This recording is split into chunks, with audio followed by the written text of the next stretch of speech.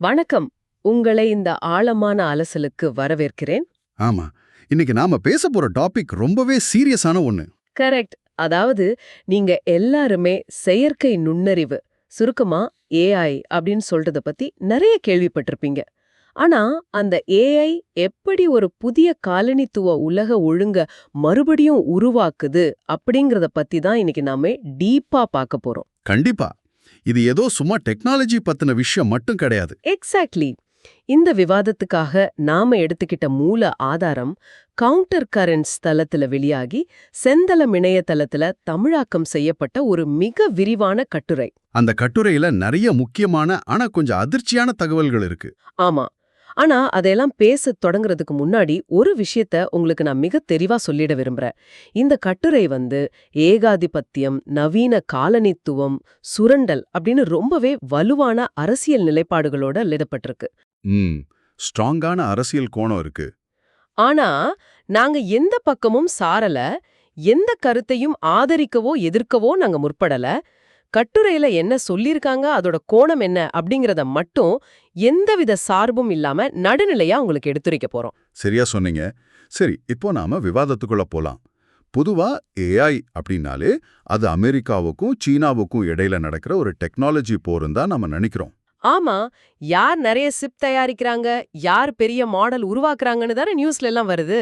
ஆனா நிஜமான போட்டி அதுவல்ல அப்படின்னு இந்த கட்டுரை சொல்லுது. வேற என்னவா இருக்கும்? உண்மையான சிக்கல் என்னன்னா, ஒட்டுமொத்த உலகமும் எந்த அமைப்புகளின் கீழ் வாழப்போகுது, அதை யார் வடிவமைக்கிறாங்க அப்படிங்கறதுதான். ஓகே, சரி, இது கொஞ்சம் விரிவா அலசுவோம். இந்த உலகளாவிய வடிவமைப்பை பத்தி பேசுறப்போ அந்த வடிவமைப்பை சுமக்கிற அடிமட்ட தொழிலாளர்களோட நிலைமை என்ன? அதுதான் இங்க ரொம்ப இருண்ட ஒரு பக்கம்.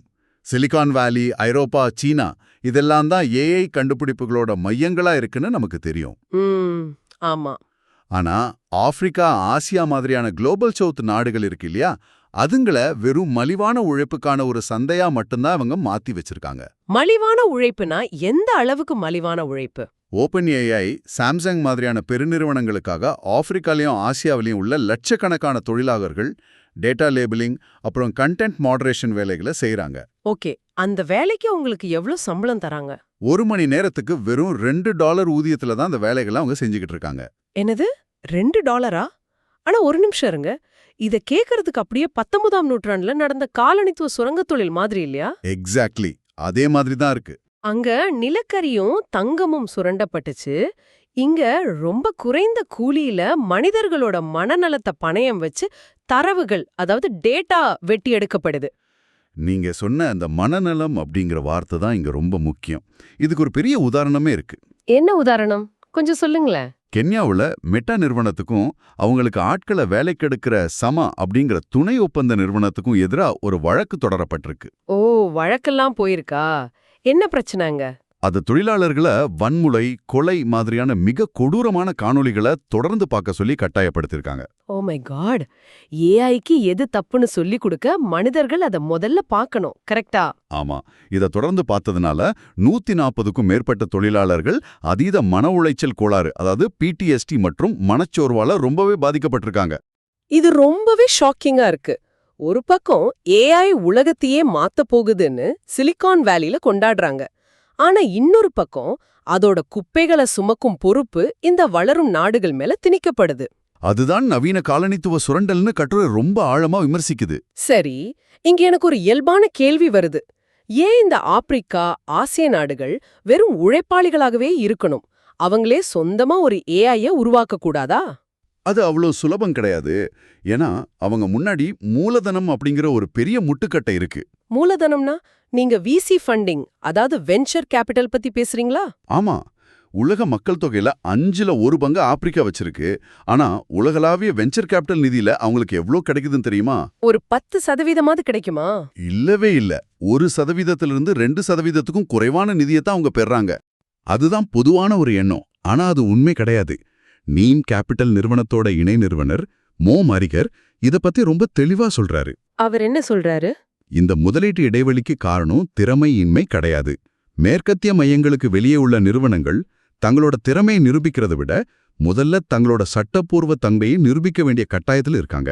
சட்டப்பூர்வத்தன்மைனா நம்பகத்தன்மை, லெஜிட்டிமசிய சொல்றீங்களா? ஆமா, அவங்க ஊர்ல இருந்து வந்தா இது உருப்படியா இருக்குமா அப்படிங்கிற ஒரு சந்தேகம் முதலீட்டாளர்களுக்கு இருக்கு. ஓகே. இங்குதான் விஷயமே ரொம்ப சுவாரஸ்யமா மாறுது. அப்போ நீங்க உலகத்தரம் வாய்ந்த ஒரு அற்புதமான தொழில்நுட்பத்தை உங்க சொந்த ஊர்ல உருவாக்குனாலும் உலகம் அதை ஈஸியா மதிக்காதா? மதிக்காது. அதுக்கு ஒரு பெஸ்ட் உதாரணம் துனிஷியாவை சேர்ந்த இன்ஸ்டாடீப் அப்படிங்கிற ஒரு ஏஐ நிறுவனம். ஆமா, இவங்கள பத்தி நானும் கேள்விப்பட்டிருக்கேன். இவங்க தளவாடங்கள், மரபியல், அப்புறம் தொற்றுநோய் தடுப்புல பயன்படுத்தப்படுற ரொம்ப அட்வான்ஸ்டான ஏஐ சிஸ்டம்ஸை உருவாக்குனாங்க. ஓ, அவ்வளோ பெரிய விஷயங்களை பண்ணிருக்காங்களா? ஆமா, ஆனா அந்த தொழில்நுட்பத்துக்கு உலகளாவிய அங்கீகாரம் எப்போ கிடைச்சது தெரியுமா? எப்போ? ஐரோப்பிய நிறுவனமான பயோஎன்டெக் அவங்கள விலக்கி வாங்கின பின்னால தான் உலகமே அவங்கள திரும்பி பார்த்துச்சு. அதாவது ஒரு ஐரோப்பிய கையகப்படுத்தல் அல்லது ஒரு மேற்கத்திய முத்திரை விழுந்தாதான் அந்த டெக்னாலஜிக்கு மரியாதை கிடைக்குது இல்லையா? இங்க ஆச்சரியப்பட வைக்கிற விஷயமே அதுதான். மூலதனம், அதாவது ஃபண்டிங் எங்க பாயுது அப்படிங்கிறது வெறுமனே லாபத்தை மட்டும் குறிக்கிறது இல்ல. பின்ன எது குறிக்குது? நம்பகமான கண்டுபிடிப்பு எங்கேந்து வரும் அப்படிங்கிற மேற்கத்திய உலகத்தோட ஆழமான மனப்பதிவையே இது காட்டுது. அவங்க ஊர்ல இருந்து வந்தாதான் அது குவாலிட்டி அப்படிங்கிற ஒரு எழுதப்படாத சட்டம் இருக்கு. இது ரொம்பவே வருத்தமான ஒரு உண்மைதான்.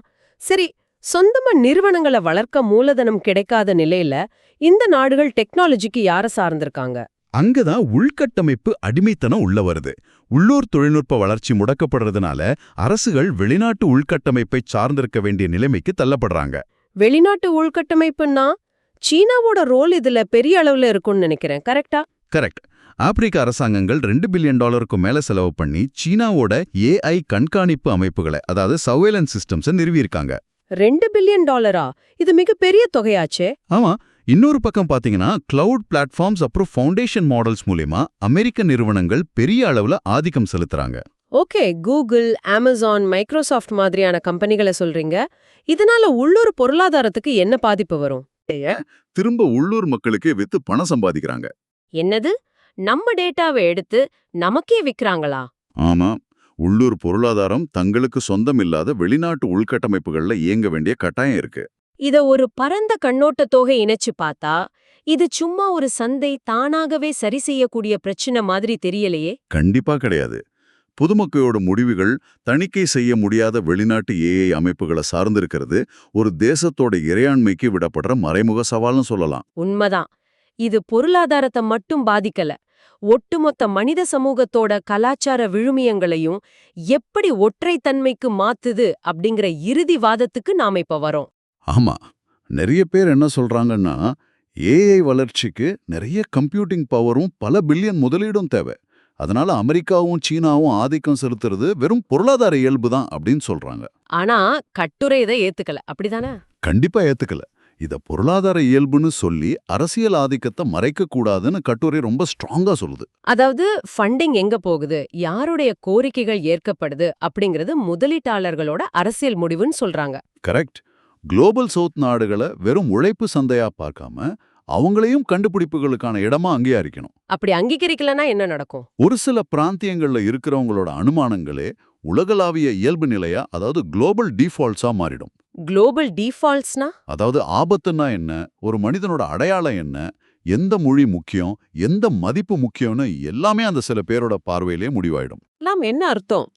ஏஐ அப்படிங்கிறது ஒட்டுமொத்த மனித சமுதாயத்தையும் பிரதிபலிக்கிற ஒரு முகம் பார்க்கும் கண்ணாடினா, தற்போதைக்கு அதுல ஒரு குறிப்பிட்ட மேற்கத்திய அல்லது ஆதிக்க நாட்டோட முகம் மட்டும்தான் தெரியுதா? ஆமா, மத்தவங்களோட கலாச்சார அடையாளங்கள் மெல்ல மெல்ல இந்த ஏஐ சிஸ்டம்ஸ்னால அழிக்கப்படுது அப்படிங்கிறது தான் நிதர்சனமான உண்மை. இது ரொம்பவே சீரியஸான ஒரு விஷயம். இதுவரைக்கும் நம்ம பேசுனதை வச்சு பார்க்கும்போது ஏஐ அப்படிங்கிறது வெறும் ஒரு தொழில்நுட்பம் கிடையாதுன்னு நல்லாவே புரியுது. கண்டிப்பா. அது கடன் ஒதுக்கீடு, எல்லை பாதுகாப்பு, மருத்துவ தரம் பிரித்தல்னு அரசாங்கத்தோட அத்தனை முடிவுகளையும் தீர்மானிக்கிற ஒரு மாபெரும் சக்தியா மாறிக்கிட்டு வருது. அந்த சக்தியை கட்டுப்படுத்துற அதிகாரம் ஒரு சிலர்கிட்ட மட்டுமே இருக்கிறது பழைய கோலோனியத்துவ ஏற்றத்தாழ்வுகளை மறுபடியும் நவீன முறையில உறுதிப்படுத்துது அப்படிங்கறத இந்த கட்டுரையின் மைய கருத்து. மிக சரியா தொகுத்து சொல்லிட்டீங்க. இவ்ளோ நேரம் நாம இந்த கட்டுரைய பத்தி ஆழமா அலசிட்டோம். ஆனா இந்த விவாதத்தை முடிக்கிறப்போ ஒரு புதிய சிந்தனைய உங்களுக்கு கொடுக்க விரும்புறேன். கட்டுரை சொன்ன அடிப்படைய வச்சு நீங்க இத பத்தி கொஞ்சம் கற்பனை செஞ்சு பாருங்க. சொல்லுங்க, என்ன சிந்தனை அது? நாளைக்கு உங்களோட உள்ளூர் மருத்துவமனையில உங்களுக்கு என்ன சிகிச்சை அளிக்க வேண்டும் அப்படிங்கறத ஒரு ஏஐ முடிவு செய்யுதுன்னு வச்சுப்போம். இது சீக்கிரமே நடக்க வாய்ப்பு இருக்கு. ஆனா அந்த ஏஐ உங்களோட கலாச்சாரம், உங்க மக்களோட மரபணு பின்னணி, உங்களோட உணவு பழக்கம்னு எதையுமே அறியாத ஒண்ணு. அது பல 1000 மைல்களுக்கு அப்பாலுள்ள தரவுகளை மட்டுமே கொண்டு பயிற்றுவிக்கப்பட்ட ஒரு மாடல். ஓ, அமெரிக்காவிலயோ ஐரோப்பாவிலயோ உள்ள டேட்டாவை வச்சு ட்ரெயின் பண்ண மாடல். ஆமா. இப்ப நீங்களே யோசிச்சு பாருங்க. அந்த ஏஐ எடுக்கிற முடிவு உங்க உயிரை காப்பாற்றுமா? அல்லது அதோட அந்த கலாச்சார அறியாமை உங்கள பலிகொள்ளுமா? இது ரொம்பவே ஆழமான, பயமுறுத்தக்கூடிய ஒரு கேள்வி. தொழில்நுட்பம் நம்மளை இணைக்கிறதா? அல்லது புதுசா கண்களுக்கு தெரியாத சுவர்களை எழுப்புகிறதா? என நீங்களே சிந்தித்து பாருங்கள். இந்த ஒரு கேள்வியோட இன்றைய விவாதத்தை நம்ம நிறைவு செய்யலாம். கண்டிப்பா, இது எல்லாரும் யோசிக்க வேண்டிய விஷயம். உங்களோட நேரத்துக்கு ரொம்ப நன்றி. தொடர்ந்து தேடுவோம், சிந்திக்கலாம்.